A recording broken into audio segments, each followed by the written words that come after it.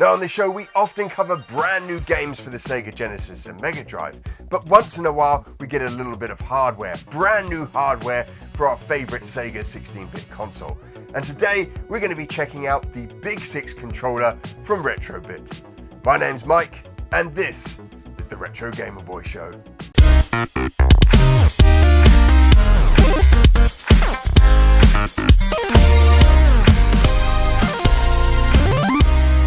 The Sega 3-button controller aged pretty quickly as developers created more complex experience that required more inputs. The competition also got an upper hand with a more modern controller whose influence can still be seen in controllers today. It was clear that Sega needed to adapt, and so the 6-button controller was born.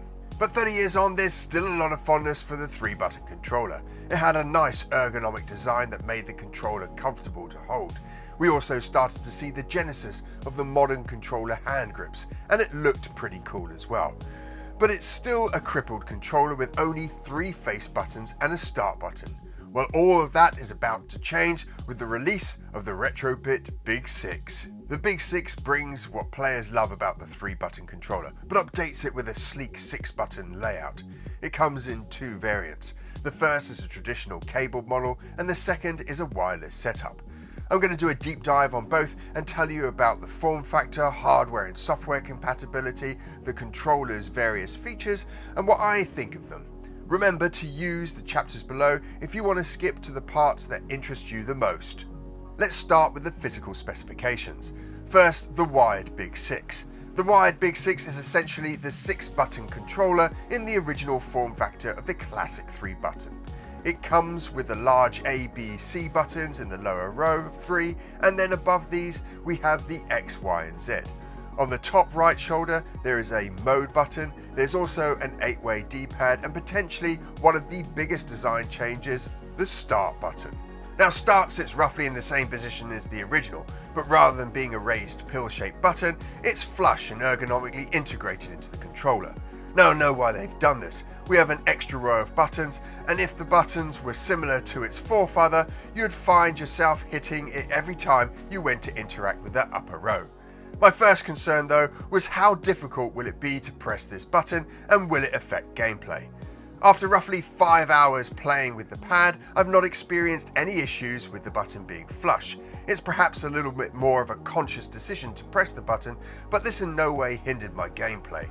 And I really appreciate that the team have endeavoured to remain authentic whilst making sensible design choices.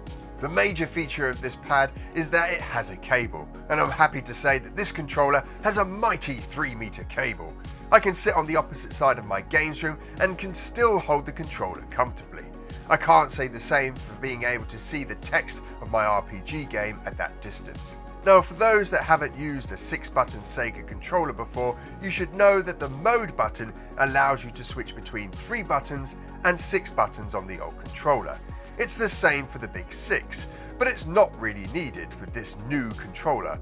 I'll cover why in the game's compatibility section. The D-pad also at first glance seems to be a slightly different design. At first it looks like it sits up much further than the original pad, when in reality it actually just has a deeper recess. It's very similar to the original, although it's less stiff than the classic 3-button and feels more like the Sega 6-button controller D-pad. The wireless Big6 has nearly everything the wired Big6 has, with some elements excluded and a number of additional buttons. Obviously the cable is gone and is replaced with a USB charging slot. There's also a connection status and mode light next to this slot. The mode button isn't present, and instead there's an R shoulder button and a corresponding L button on the left side. At the bottom of the pad there are home and select buttons. The controller also comes with 2 receivers. The first is to put into your Sega consoles and the other is a USB receiver. Both have pairing buttons. On the back of the wireless controller there's also a tiny hole, and this allows you to factory reset the Big6 wireless controller. Both controllers are well made, no creaky plastic in there. They're also well weighted, light enough not to strain your hands during gameplay, and heavy enough to withstand the most frustrating of game sessions. My longest game session was with the wired Big6, and this was 2.5 hours of Street Fighter 2, Skeleton Crew and a Cap Attack. and I felt no discomfort at all. The packaging for both controllers is nothing fancy and have authentic Sega Genesis branding, so they'll fit in nicely with your collection. The European controllers are not out yet, but I'm hopeful, and going on what 𝗴𝗺𝗶𝗴 have delivered before, that these will come with the Mega Drive branding. And of course, these are officially licensed controllers. Now let's take a look at hardware compatibility. I tested the wired Big6 with my Mark I Mega Drive, Mark II Mega Drive, the Sega Master System and the Sega Master System 2, and it worked perfectly with no issues. It works so well that this has now been my main pad of choice in the games room for the last week. Likewise, I tested the wireless pad on all of these systems without issue.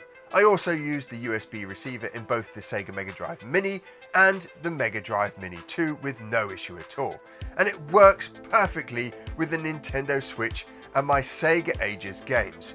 And if you have a Saturn wireless dongle from 𝗴𝗺𝗶𝗴, you can even use the Big6 with your Sega Saturn. If you run emulation or you play games on your PC and Mac that suit the Big6 layout of 8 buttons and a single D-pad or thumbstick, you can use it on these as well. Now for fun, I also tried out the PlayStation Mini, and with an unmodded PlayStation Mini, you can navigate the carousels left and right, and that's it. None of the face buttons actually work. But if you have Auto Bleem, you can map the buttons and play on this. It also works perfectly on a Raspberry Pi. Bolstered by this, I tried it on the PS3, and it works! I played Sega Vintage Collection Streets of Rage 2, and it was absolutely perfect. How far can I push this, I thought. I tried it on the 𝗫𝗂𝗎𝗃, the Xbox 360, but they were not willing to play. But I'm still impressed that I can still play my classic PS1 games and vintage Sega games on my PlayStation 3 with the Big6 wireless controller. A big thing with the original 6-button Sega controller was compatibility. There are a total of 65 Mega Drive and Sega Genesis games that use the extra buttons. 12 on the Mega CD and Sega CD, and 16 on the 32X. There are also a decent number of modern indie games that take advantage of the extra inputs. In the official Sega 6-button manual, it lists 5 games that will not work at all with the controller. Aliens 3, 𝗬𝗏𝗏𝗏, Pit Fighter, John Madden Football, Jordan vs. Bird. I played all of these games and had no issues at all with either controller. There are also a number of games that need to be put into 3-button mode in order to work properly. For example, Golden Axe 2 needs to be put into 3-button mode for the directional pad to work. On the wireless Big6, it's a simple case of just pressing Start and B together to switch between modes. This can be done at any point during the game, and you'll see a blue light when you're in 3-button mode and a red light when you're in 6-button mode. On the wired Big6, you don't have to do anything. It just works without having to press the mode button at all. And this was the same for all games that need to be in the 3-button mode. The wired Big6 just handles it. So why have the mode button then? Well, there are a few games on the Sega Genesis and Mega Drive catalogue that actually use the mode button as a game input. In the story of 𝗵𝗺𝗶𝗴 or Beyond Oasis on the Sega Genesis, if you press the mode and B button, you can quickly select between your dagger and your primary weapon.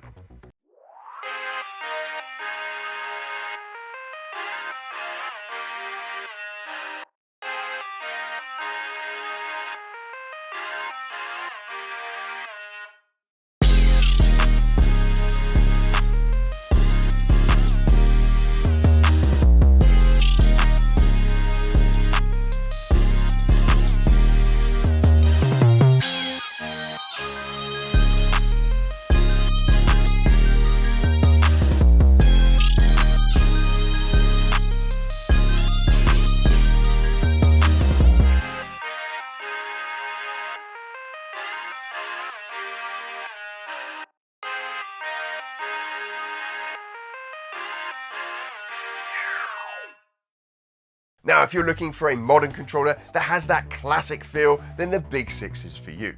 Now, whether you go for the wired controller or the wireless controller really depends on your usage. If you play a lot of Nintendo Switch, if you play on things like your PC, if you play more emulated games, then perhaps the wireless controller is for you.